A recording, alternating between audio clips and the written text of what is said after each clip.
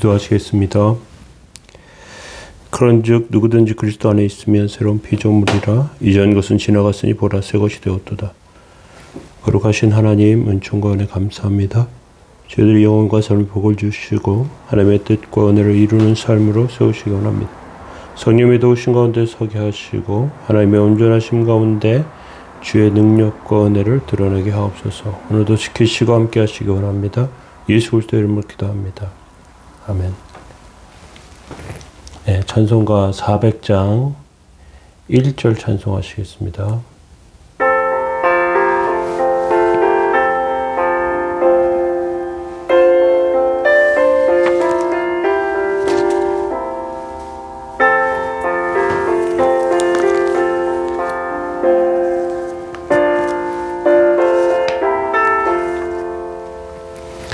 험한 시험 물속에서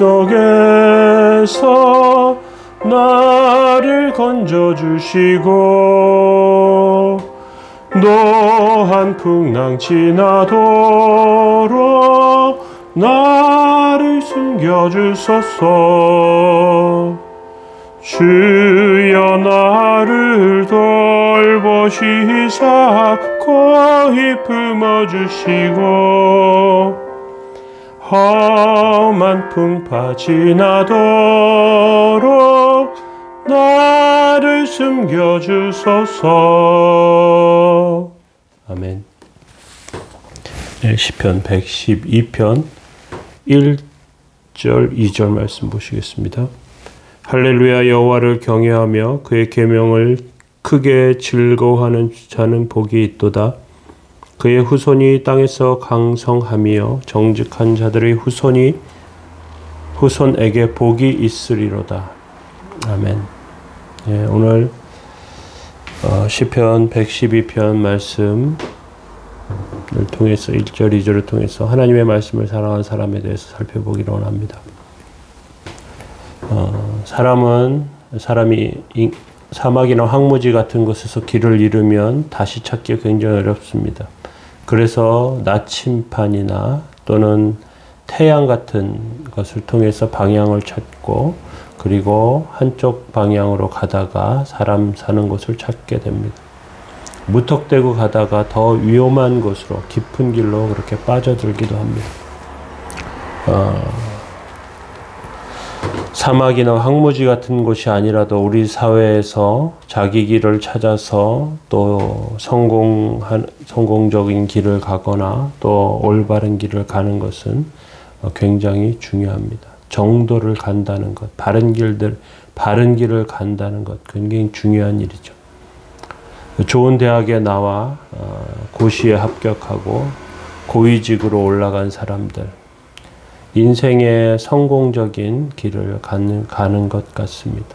그런데 우리가 기억해야 할 것은 하나님의 말씀을 붙잡고 한쪽 방향으로 나아가면서 자기 길을 찾는 것이 중요한데 우리가 어려운 현실을 만나면 말씀의 능력이 의심이 되고 그 길을 잘 찾지 않게 됩니다. 오늘 시편 112편은 111편과 함께 할렐루야 시에 해당되는 시편입니다. 함께 모여서 예배드리다가 할렐루야 찬송이 터져 나오는 것을 경험하는 것과 같습니다. 신앙적인 불이 붙는 것이죠. 하나님이 일하시는 것을 보고요. 또 하나님의 역사를 발견하는 것입니다. 하나님께서 가만히 계시면 신앙이 시들고 찬송의 힘도 잃어버리고 하나님께서 움직이시고 역사하시면 하나님께서 내 편에 계신 것 같고 든든하고 찬송이 나옵니다.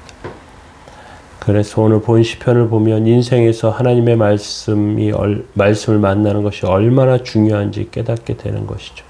시편 1편에 복 있는 사람은 악인의 꾀를 따르지 아니하며 죄인들의 길에 서지 아니하며 오만한 자들의 자리에 앉지 아니하고 오직 여호와의 율법을 즐거워하여 주야로 그 율법을 주야로 묵상하는도다 하신 말씀과 같은 그런 뜻을 오늘 시편은 배경으로 담고 있습니다. 그래서 하나님의 말씀을 사랑하는 사람은 어떻느냐. 1절에 보니까 할렐루야 여호와를 경외하며 그의 이름을 그의 계명을 크게 즐거워하는 자는 복이 있도다. 감격 가운데 터져 나오는 할렐루야 하나님의 말씀을 듣고 깨닫게 되는 것이 얼마나 큰 복인가. 여호와를 경외하면서 그렇게 서는 것이죠. 우리는 하나님의 말씀을 듣지 못하면 하나님을 알지 못하게 됩니다. 하나님이 얼마나 두려운 분인지 또 하나님의 말씀을 들음으로 하나님을 경외하게 되는 것이죠. 그의 계명을 크게 즐거워하는 자는 복이 있다 말합니다. 단순히 듣기를 좋아하거나 공부한다는 의미를 넘어서 하나님의 말씀 가운데 보물을 발견하고 기뻐하는 길을 가다가 땅을 파면서 보물을 발견할 때 그것이 얼마나 좋은지 또 그러한 기쁨, 보물을 발견한 기쁨이 삶 가운데 있습니다. 그것을 시편 기자가 그의 계명을 크게 즐거워한다고 표현하는 것이죠. 예수님께서 밭에 감추인 보화에 대한 비유를 말씀하십니다. 마태복음 13장에 보니까 천국은 마치 밭에 감춘 보화와 같으니 사람이 이를 발견한 후에 숨겨두고 기뻐하며 돌아가서 자기 소유를 다 팔아 그 밭을 샀다 이렇게 말씀하고 있습니다. 밭에서 일을 하는데 딱 하는 소리와 보물단지를 발견합니다. 정말 기뻐하죠.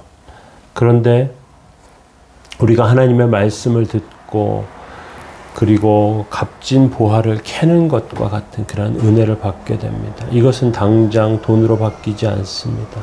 말씀을 당장 돈으로 바꿀 수 있다면 모든 사람들이 하나님의 말씀을 따라가는데 그런데 하나님의 말씀을 따라가지 않아요. 하나님의 말씀은 당장 돈으로 환전되지가 않습니다.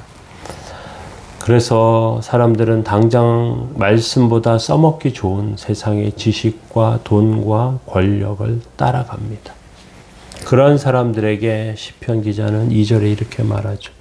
그의 후손이 땅에서 강성하며 정직한 자들의 후손이 복이 있도다.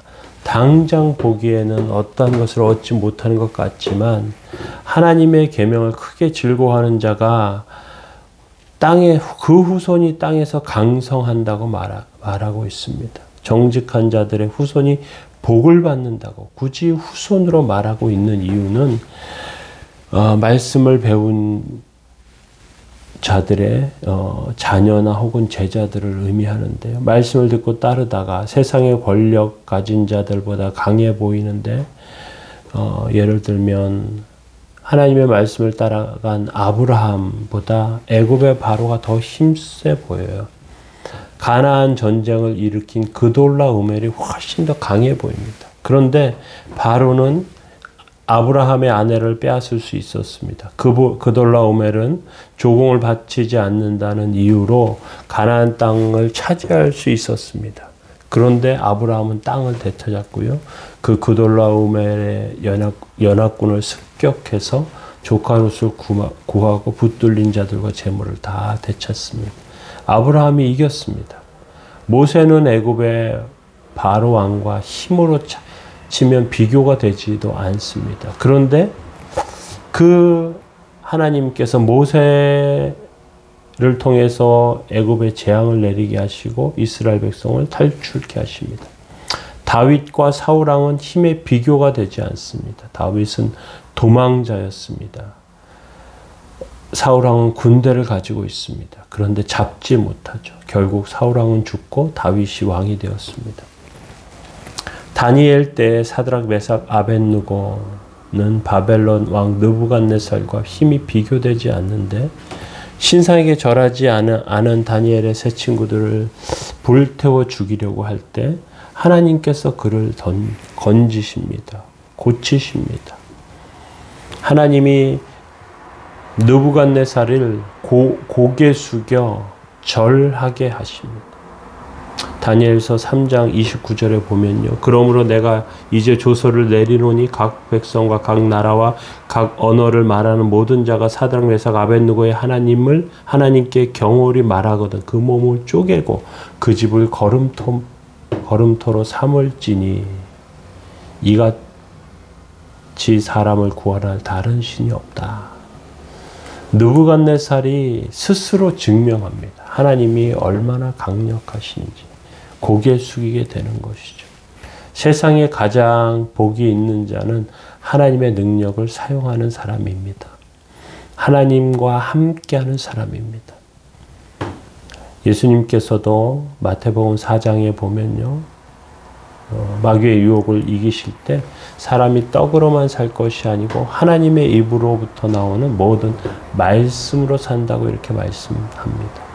떡이 아니고 하나님의 말씀으로 사는 법을 사람은 배워야 한다는 것이죠. 극단적인 가난 속에서도 하나님의 말씀으로 살아남는 법을 배워야 합니다. 광야의 능력을 배워야 합니다. 굶어 죽거나 폐인이 되는 지경에 이를 것 같지만 하나님께서 도우시고 함께 하십니다. 이제 우리가 기도하면서 하나님의 뜻과 은혜 가운데 세워져야겠죠. 주의 은혜 가운데 그렇게 서는 저와 여러분들 되시기를 바랍니다. 기도하시겠습니다. 예수를 죽은 자 가운데서 살리신 이의 영이 너희 안에 거하시면 그리스도 예수를 죽은 자 가운데서 살리신 이가 너희 안에 거하시는 그의 영으로 말미암아 너희 죽을 몸도 살리시리라. 거룩하신 하나님 은총과 은혜 감사합니다. 이 시간 도우시고 함께 하셔서 성령의 능력과 은혜로 세워 주옵소서. 주의 능력과 은혜 가운데 온전함과 거룩함이 드러나게 하옵소서. 예수 그리스도의 이름으로 기도합니다. 아멘. 네, 교회를 위해서 기도해 주시고 나라와 민족을 위해서 이제 새로 뽑히는 대통령에게 하나님의 능력과 지혜를 달라고 기도해 주시면 좋겠습니다.